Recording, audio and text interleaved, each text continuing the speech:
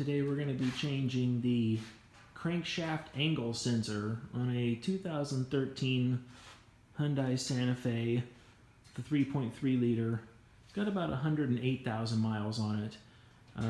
From what I've seen online, Hyundai, these particular cars have trouble with this crankshaft position sensor going out after about 100,000 miles. The reason why I'm making this video is because this one was particularly troublesome to find online. These newer models typically don't have these sensors go out.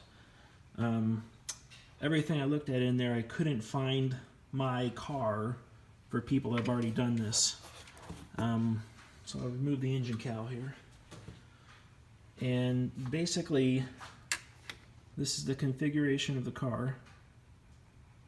Unlike most that I've seen, my air delivery system runs towards the rear instead of towards the front like a lot of cars. And the big thing that took me forever to figure out was where the crankshaft position sensor is. And that's actually located right down inside there. It's kind of buried, but it's not really that hard. So what I'm going to do is I'm going to be taking the air inlet off, and I'm going to be taking the battery out just because that's the best way to get to it. I'll go over some tools and stuff of what we're going to need. Remember, when you disconnect the battery, take the negative off first and isolate it before you take the positive off. So first, then second. And always wear gloves and eyeglasses when you do this sort of stuff. For my particular car, this is the crankshaft position sensor, or crankshaft angle sensor. It's a simple little guy. It's got a male plug, 2 wires on the back, short flexible hose. Looks like an inductive sensor. It's counting teeth on the flywheel or flex plate, whichever you want to call it. And there's one small screw that holds it down.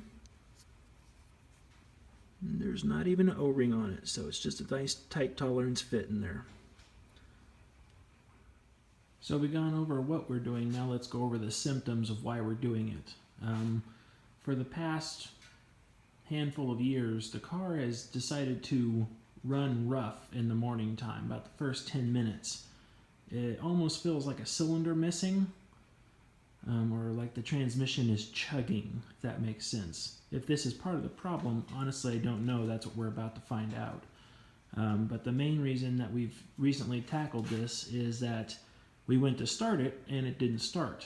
And by that I mean you press the button, the engine would turn over, you could hear it turning over in the engine compartment, but it would never fire.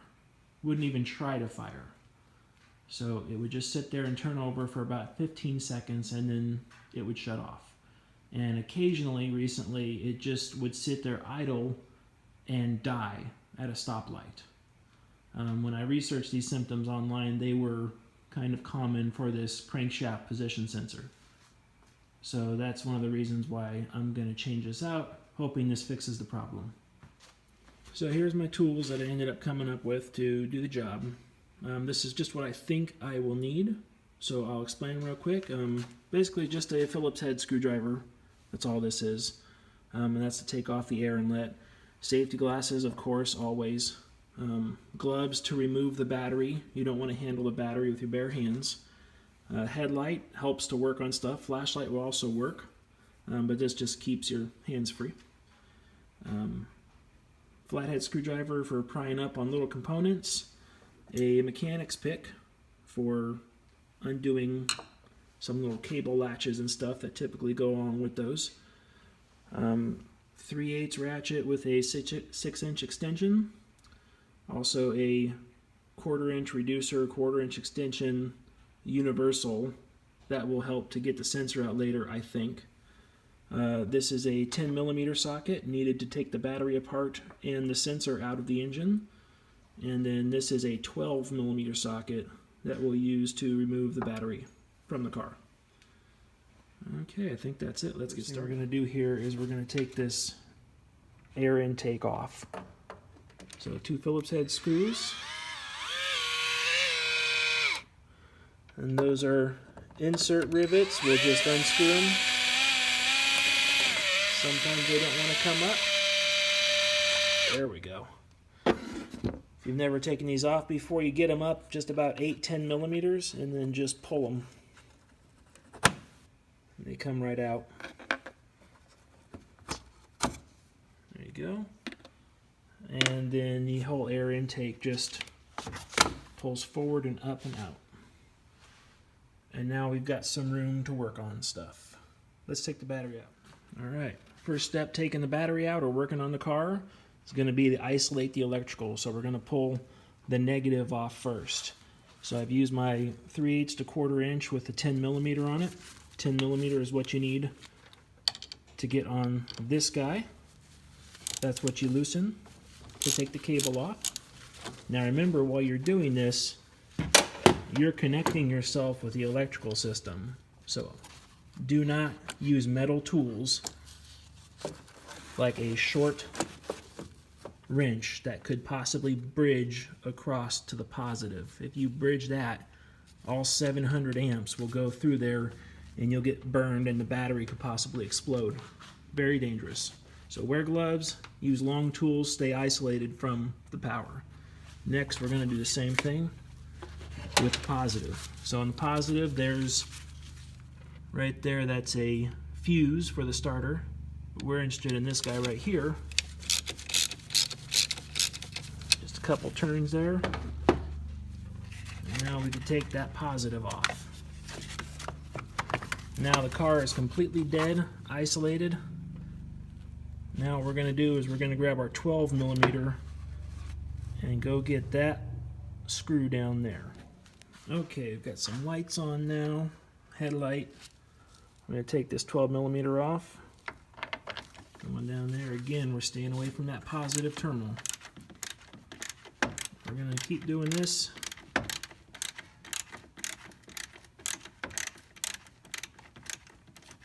until eventually the screw loosens up enough to where it stops ratcheting.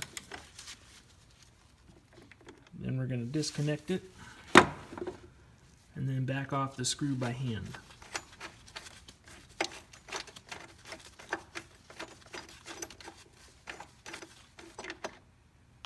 I think that's all. Almost.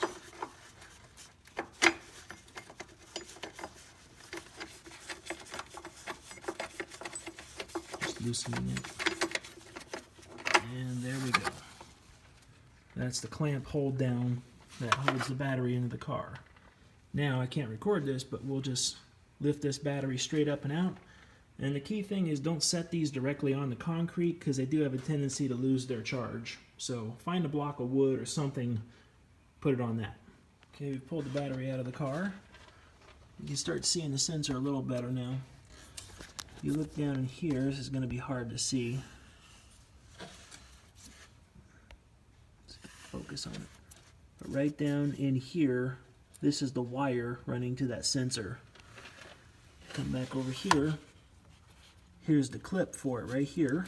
You have to pull this little gray piece back and then compress the two, which is not the easiest thing to do, and pull it out to unplug it.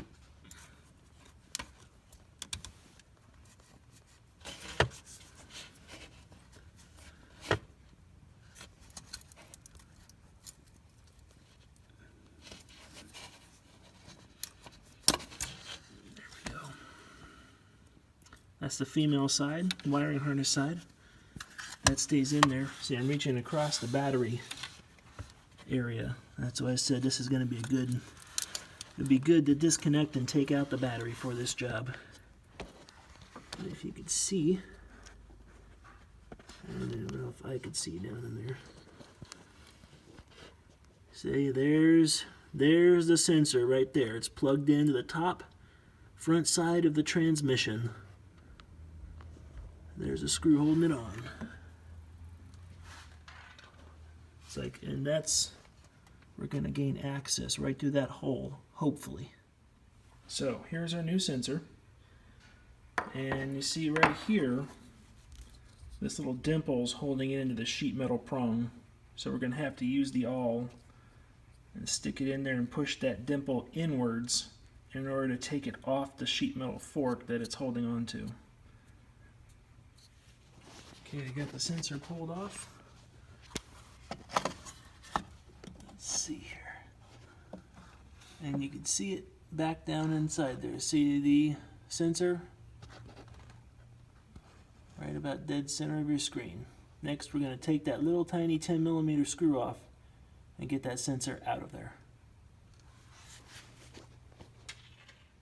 Okay, I've used my 6" 1/4" extension, plus the wobbly, the reducer, and a 3" 3/8. So you can see where I am in the engine compartment here. I've got these going straight down through that little hole down there. And then from the other side, you can see it get in there. It's right on that screw holding the sensor into the transmission. So now I'll just back that out and pull the sensor straight out, and that should be it. Success, it worked. Here's the old sensor I just pulled out of the car, and here's a new sensor. Now, here's the extension that I built. It's a 3/8 3" 3/8 to 1/4" reducer. 1/4". I think this is a little longer than 6 inches, but say it's a 6" extension. A universal, lets it bend a little bit in that 10mm socket. There's the screw, goes in the end. Now, if you're troubleshooting and you want to just pull it out because you don't know why, you can. This is the old sensor. You see right here, it's hard to show, but there's actually some metal flakes right there. And this is from years of starter use against the flywheel or flex plate. And those little metal flakes can easily cause improper readings. So although I'm replacing this sensor, you could try cleaning it and putting it back in and seeing if that changes your problem at all. Years of experience with sensors, they can just randomly go bad, especially when they get warmer. Like mine was doing when it heated up, it went bad. But not consistently, which not start one time and then fire right up 30 seconds later. Very, very frustrating. Alright, now we're going to get this and put this back in. When we go to put the screw back in, I won't be able to videotape it, but use Loctite. Use Loctite. See that gunk on the threads right there? That's Loctite. So either go to the store and buy some Loctite. If you're in a pinch and you don't ever want this to come back out again, use your wife's nail polish. Nail polish will glue that thing right into there. I've held several things together with nail polish and it never ever came back apart again. Ever. Alright, let's go put it in. One last thing to note before I put this in. This surface that the sensor sits against is a machine surface, and this is a very precise sensor. So you want to make sure that both mating surfaces are clean. So reach down there and clean all the dust and dirt, anything that might be there, get it off of there. So the surfaces are perfectly clean. Other sensors that have an O-ring on them, this one doesn't. But other sensors, they actually recommended putting just a drop of oil around the base of it. But this one, no O-ring, so we're not going to, because the oil is just meant to lubricate the O-ring. Just got the new sensor installed. Just a tip, make sure when you put it in that it doesn't hang up on this little lip. It should fall right inside. I didn't have any trouble with it, but I was thinking, oh, if it didn't get on there, if it was crooked, you would have all sorts of trouble. And you could possibly break this sensor if you tightened it down crooked. So make sure it goes in flush against that thing. There's the new sensor. Put it back in, tightened it down. It's nice and flush. So now I'm just going to go ahead and put this wiring clip back together. Which is not the easiest thing in the world to do.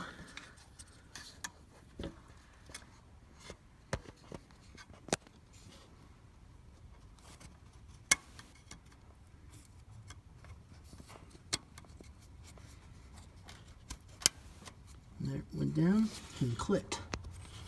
So now that's secure. And then we'll take, this is the most important step, take this guy and plug it back in. Otherwise, all that work you just did will be for naught. And then push the hold down clip in, and that little one in back prevents it from accidentally coming loose while you're driving. Okay, back together. These guys didn't touch any of those guys, and our sensor is now in its happy new home. Back in there.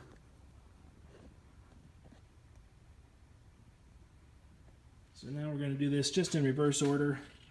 I'm going to take the battery, place the battery in, hold down, reattach the positive, then reattach the negative, put the air inlet box back together, and then fan the engine shroud back on.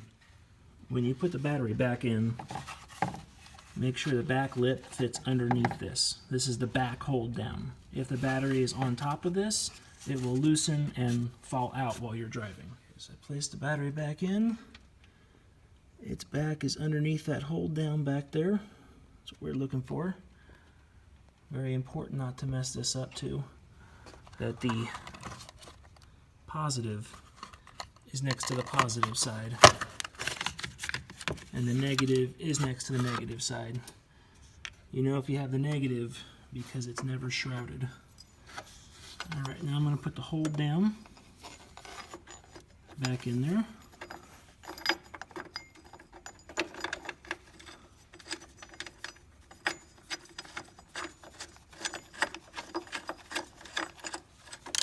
I'm old-fashioned. I like to start everything by hand and run it down by hand. That way I know I started cross-threading anything.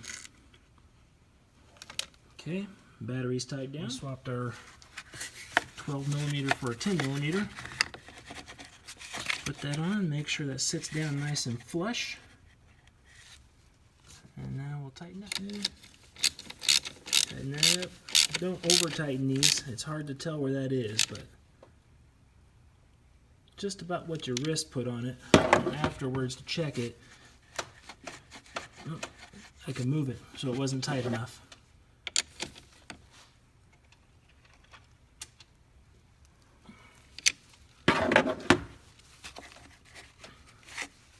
I'll have to set this down tight. Alright, put a little bit more elbow power under that. Now I'll move to this one. Now, what the key thing is when you attach your negative, it's going to spark a little bit. It shouldn't be that bad, but it will spark every time you put it on.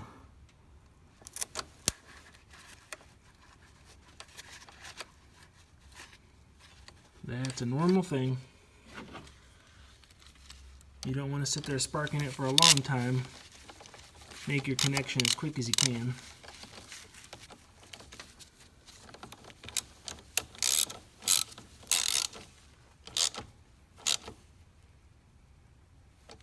Okay, check that. That's nice and tight. Now we're going to put the air inlet box. There's the 2 mounting holes for it right there. So we'll just go in a little bit and then pull it back out. It's got plenty of rubber seals. So pull it back out just enough to line up with the holes. Now we use a screwdriver to take these out, but you don't need a screwdriver to put them back in. Get all 3 sides in there. They're a little tricky. Push it down in there, hold it down, just push the screw down. And that's it. So we'll do the same thing with this one.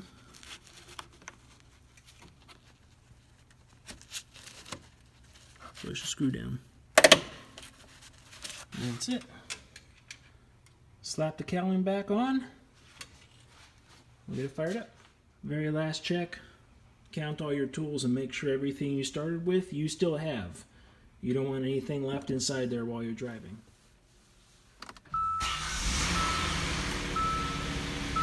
Hopefully that fixes it.